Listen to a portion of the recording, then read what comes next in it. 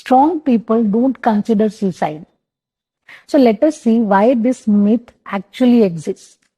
So, in many cultures, they equate strength with emotional stoicism, high achievement, and not asking for help.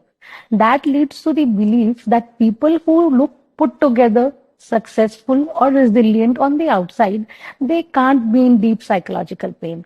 So, that stigma hides suffering and makes it less likely someone will speak up, which is exactly why this myth is dangerous. The reality is, which is more of a clinical explanation, that strength is not protective against pain.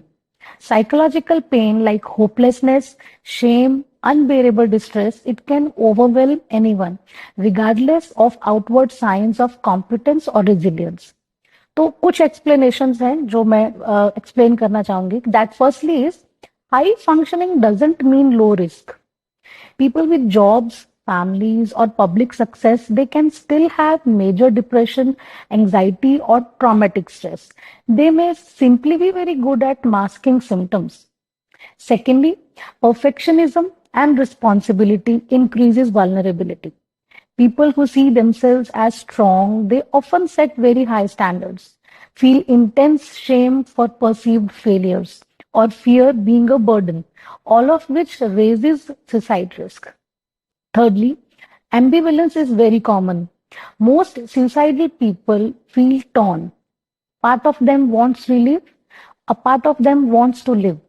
That ambivalence means timely connection and support. It often changes outcomes. Fourthly, crisis can be impulsive.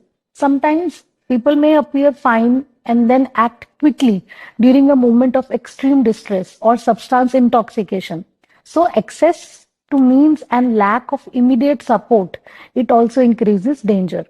And fifthly, social expectations silence help seeking. If you have been rewarded for independence, asking for help can feel like failure. So people hide their distress until it's critical. So the fact around this myth is that suicidal thoughts can affect anyone regardless of strength, education, or success. Thank you.